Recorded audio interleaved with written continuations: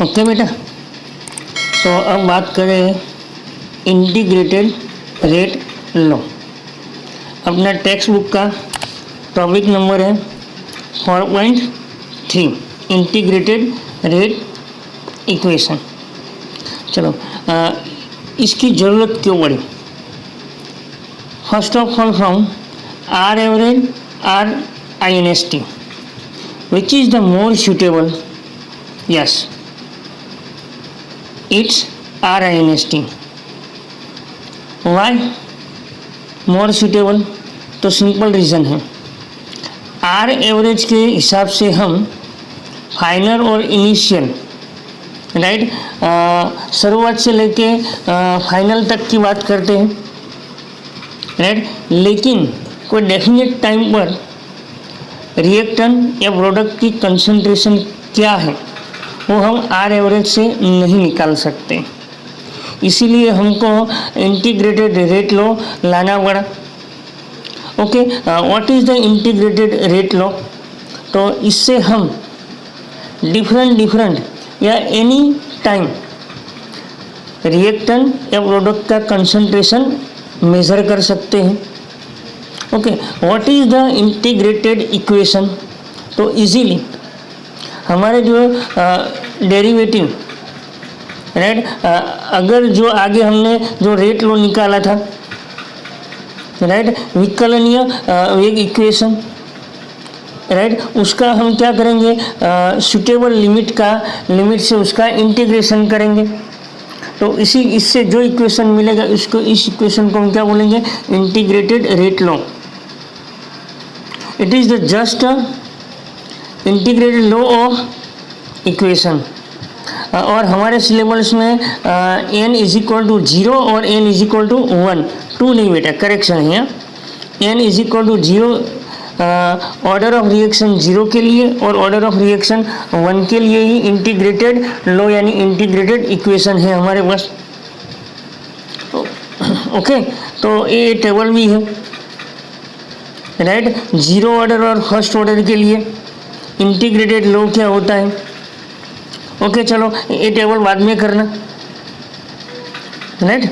Okay, इसका slope क्या है, इसका हाफ टाइम है क्या है, इसका इक्वेशन क्या है। ओके, तो पहले फर्स्ट ऑफ ऑल हम स्टार्ट कर दे 0 ऑर्डर रिएक्शन यानी n इज इक्वल टू 0 के लिए। चलो अपना टेक्स्ट बुक भी ओपन रखना बेटा राइट। टेक्स्ट बुक का पेज नंबर है 105, 0 ऑर्डर रिएक्शन 4.3.1। ओके, चलो what is the 0 order reaction बेटा? तो इसका मैंने डेफिनेशन लिया है सिंपल, रेट लॉ में जो इक्वेशन आएगा कंसंट्रेशन का पावर क्या होगा? 0 होगा, इसी को हम क्या बोलेंगे? 0 ऑर्डर रिएक्शन। और हम सब जानते हैं जिसकी पावर 0 होगी राइट उस क्वांटिटी की रिलेज पावर अगर 0 है तो इसकी वैल्यू क्या होगी? यूनिटी यानी 1 होगी। ओके, जरा बुक से मैंने अलग इक्वेशन लिया है। चलो अपने पास कोई एक 0 ऑर्डर रिएक्शन है R2V। चलो इसका T is equal to 0, initial में कंसंट्रेशन क्या है? R0 राइट, इसका तो 0 ही आएगा। चलो हम इसका A भी लिख सकते हैं और T is equal to T time पर इसका क्या लिखेंगे? RT लिखेंगे राइट, और इसकी वैल्यू क्या लिखेंगे? PT लिखेंगे। ओके, चलो इस इक्वेशन के लिए रेट लॉ क्या होगा? रेट लॉ यानी differential rate law. Differential rate law का मतलब क्या होगा? कंसंट्रेशन और रेट के बीच में जो इक्वेशन उसको हम बोलेंगे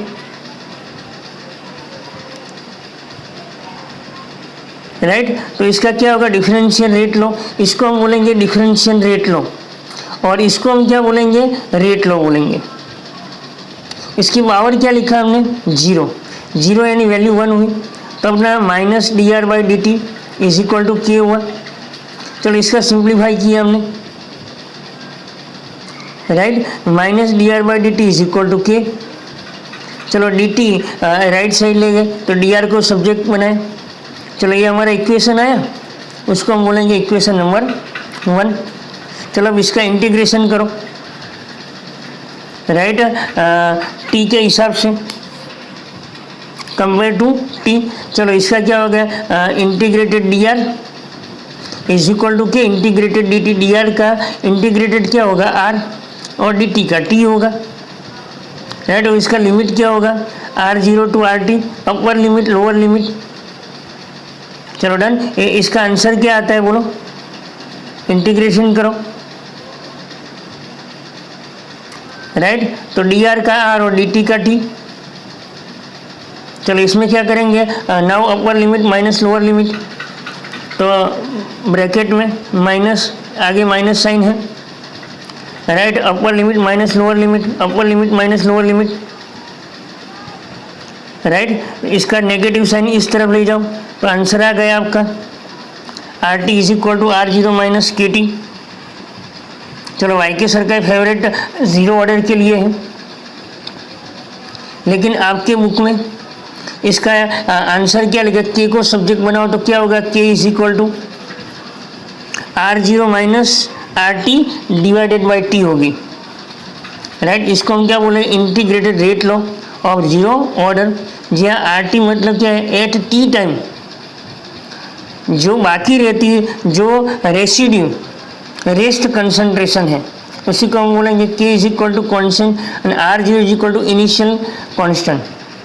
अगर मेरा कोई एक रिएक्शन 80% कंप्लीट हुआ है तो आर जीरो तो हम 100 लेंगे, तो आर टी क्या लेंगे, 80% कंप्लीट हुआ तो बाकी कितना रहा 20। Done, okay. ये इक्वेशन बहुत ही इंपॉर्टेंट है, राइट। लेकिन आपके बुक में इक्वेशन लिखा है K is equal to R zero minus R T by T.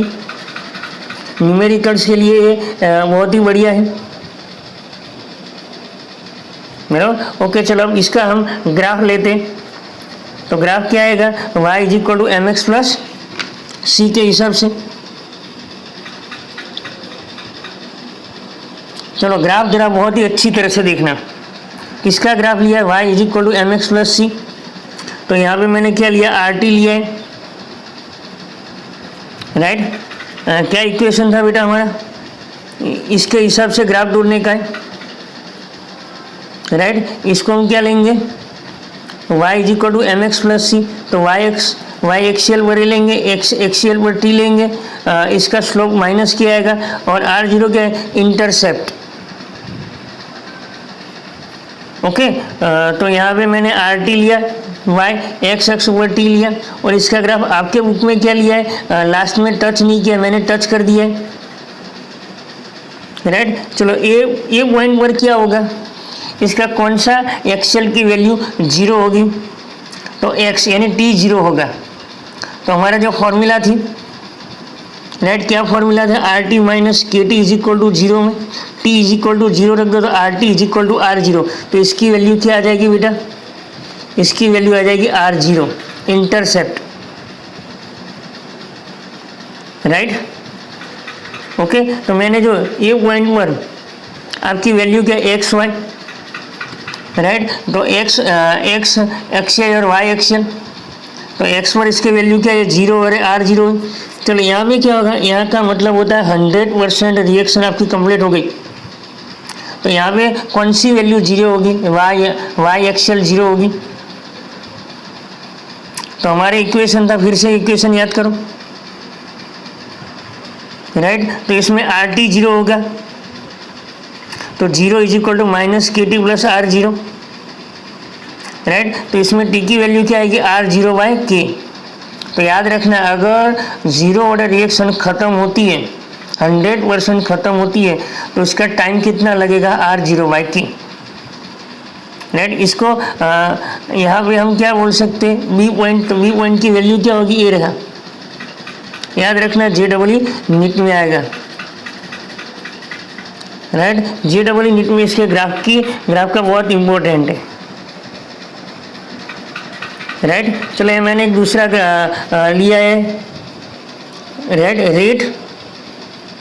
Rate into concentration. तो आगे क्या था, minus D R by D T is equal to K R raise to 0 यानी 1।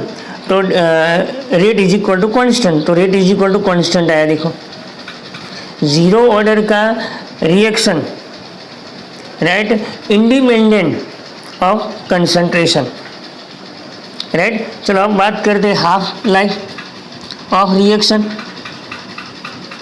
राइट। चलो हाफ टाइम रिएक्शन का मतलब क्या होगा, अगर मेरे पास 10 रुपीज़ है तो इसका हाफ 5 रुपीज़ कब होगा, 5 रुपीज़ होने में कितना टाइम लगेगा, उसी टाइम को हम क्या बोलेंगे, हाफ टाइम। ऐसे ही अगर हमारे कोई रिएक्शन का इनिशियल कंसंट्रेशन R0 है और R0/2 जब होता है, इसी को हम क्या बोलेंगे, T1/2 या T50, इसको हम क्या बोलेंगे, T1/2 बोलेंगे, या T1/2 नहीं बोलते तो T50% भी बोल सकते हैं, इसको हम बोलेंगे हाफ टाइम, राइट। चलो अपना इक्वेशन क्या था बेटा, मेन इक्वेशन क्या था, याद करो, right. RT is equal to -KT plus R0, right. Half time में आपका RT क्या हो जाएगा, R0/2 हो जाएगा, और T क्या बोलेंगे उसको, T की जगह T1/2 लिखेंगे, राइट। तो आपका इक्वेशन नंबर 2 था, इसमें हमने RT की जगह क्या लिखा, R0/2, -KT की जगह T1/2 R0, तो ऐसे ऐसे रखा, राइट। चलो -KT इस तरफ आ जाएगा तो +KT हो जाएगा, R0/2 इस तरफ है तो -R0 में से R0/2 जाएगा तो क्या 1 में से आधा जाए तो क्या बचेगा, आधा, यानी R0/2। ये इक्वेशन आया हमारा हाफ रिएक्शन, याद रखना, राइट।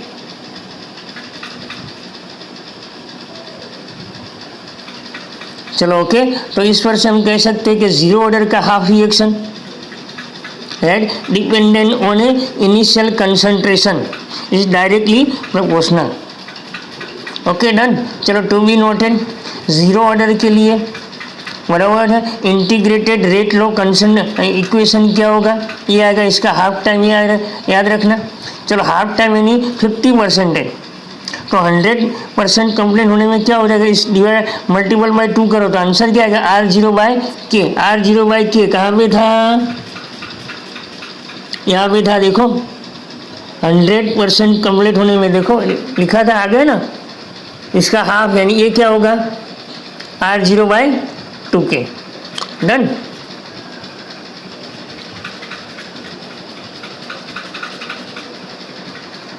Clear, okay. चलो अब जीरो ऑर्डर रिएक्शन के एग्जाम्पल आपको याद रखना है, okay.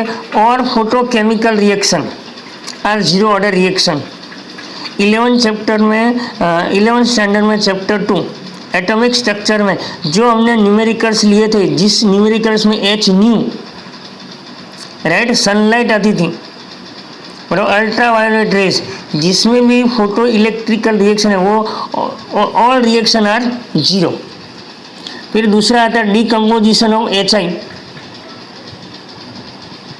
Right, decomposition of HI, right. Adsorption में ये एग्जाम्पल बहुत ही आएगा, गोल्ड के सरफेस पर AU का क्या होता है बेटा, डीकम्पोजिशन होता है, वो भी जीरो ऑर्डर रिएक्शन है, याद रखना।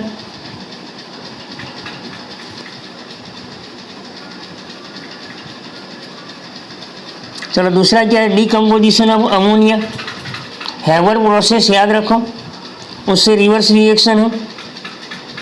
और all enzyme and catalyst reaction, हमारे बॉडी में जो भी रिएक्शन होती है सब जीरो ऑर्डर रिएक्शन है, ओके।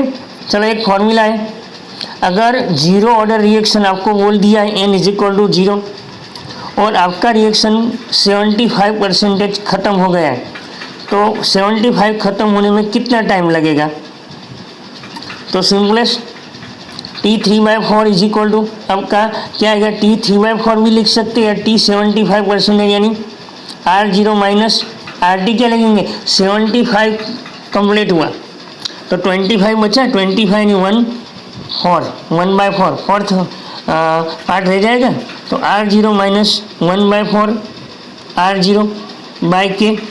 अगर R0 में से 1/4 सिंप्लीफाई लो तो इसका आंसर क्या आएगा, T75 is equal to 3/4 R0/K। Done बेटा, यहाँ जीरो ऑर्डर रिएक्शन खत्म होता है। ओके।